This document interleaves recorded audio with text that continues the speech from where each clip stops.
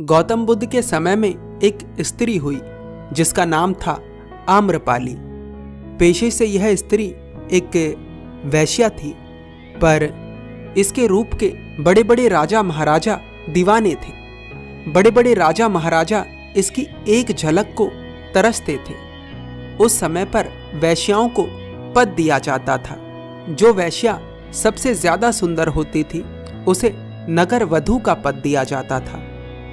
कहा जाता है कि आम्रपाली इतनी सुंदर थी कि बड़े बड़े राजा महाराजा अपनी रानियों को छोड़कर आम्रपाली के साथ विवाह करना चाहते थे, परंतु आम्रपाली ही किसी राजा को पसंद या नापसंद कर देती थी। आम्रपाली को सभी चाहते थे, पर आम्रपाली किसी को नहीं चाहती थी। पर एक बार ऐसा होता है कि आम्रपाली का हृदय भी किसी पर आ जाता है। राजा शुद्धोधन यानी बुद्ध के पिता सिद्धार्थ के पिता सिद्धार्थ और यशोधरा के विवाह की तिथि निश्चित कर देते हैं। इस विवाह में बड़े बड़े राजा महाराजाओं को बुलाया जाता है। इसके साथ साथ इस विवाह में आम्रपाली को भी आमंत्रित किया जाता है। विवाह का दिन आता है और सभी रीति रिवाज होना शुरू हो जाते हैं। अतिथियों का आगमन होता है। अतिथियों में बड़े बड़े राजा महाराजा शामिल होते हैं। सभी का पूरा ध्यान सिद्धार्थ और यशोधरा पर होता है, परंतु जैसे ही विवाह में आम्रपाली का आगमन होता है तो सभी का ध्यान आम्रपाली पर चला जाता है।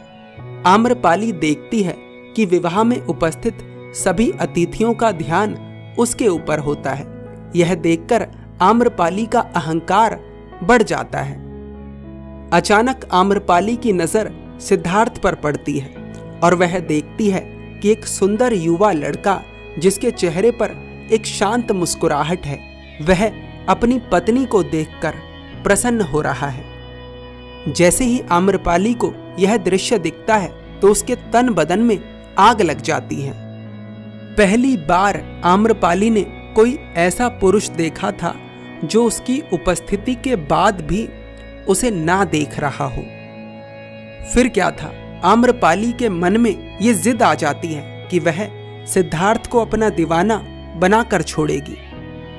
वास्तव में आम्रपाली ही सिद्धार्थ की तरफ आकर्षित हो गई थी, क्योंकि इससे पहले आम्रपाली ने इतना सुंदर पुरुष नहीं देखा था। यशोधरा और सिद्धार्थ साथ बैठे थे।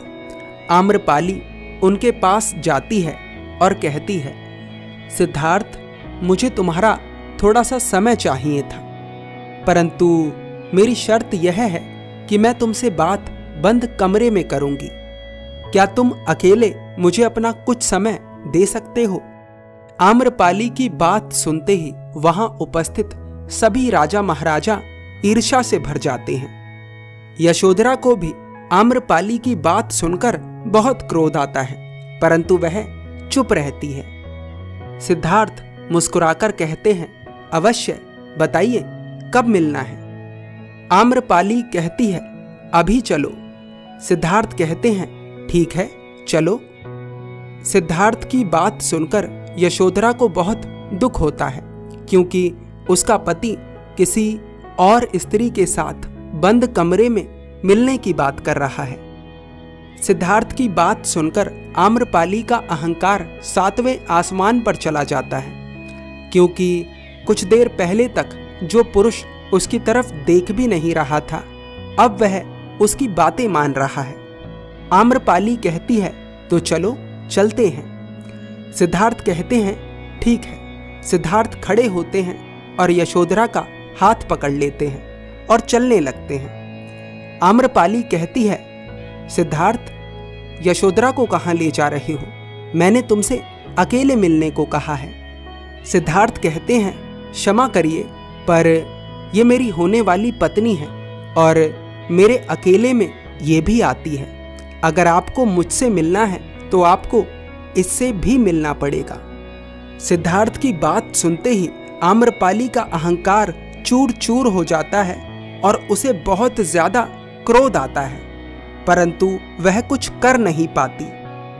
उस समय तो आम्रपाली क्रोध में वहां से चली जाती है, लेकिन दिन रात सुबह शाम आम्रपाली सिद्धार्थ के बारे में ही सोचने लगती है। अब आम्रपाली का एकमात्र लक्ष्य यही हो गया था कि वह कैसे भी कर सिद्धार्थ को प्राप्त कर ले।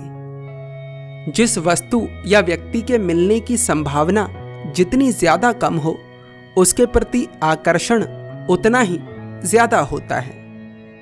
कुछ समय बाद जब सिद्धार्थ अपना घर बार त्याग देते हैं और सन्यासी बन जाते हैं, तो मार्ग में एक बार फिर से आम्रपाली और सिद्धार्थ का आमना सामना होता है। आम्रपाली सिद्धार्थ को देखकर सिद्धार्थ से कहती है, युवराज, ये आपने क्या हाल बना रखा है? इतना सुंदर शरीर और इसके ऊपर गेरुए वस्त्र, ये वस्त्र आपके शरीर पर बिल्कुल अच्छे नहीं लग रहे।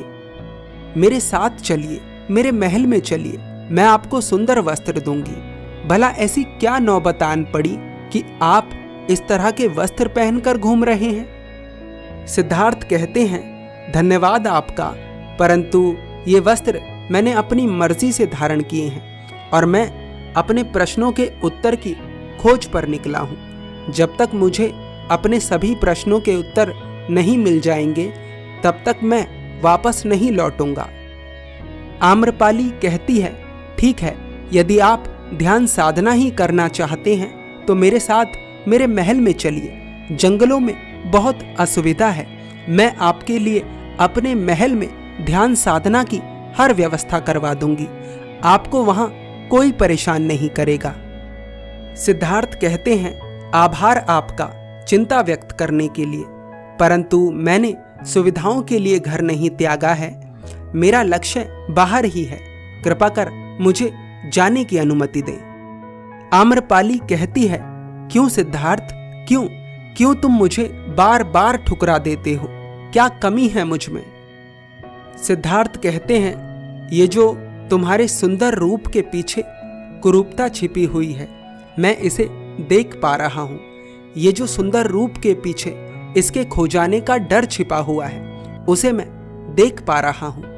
आम्रपाली, ये जीवन क्षणभंगुर है। व्यर्थ की चीजों में मत पड़ो। मुझे प्राप्त कर कर भी तुम अधूरी ही रहोगी।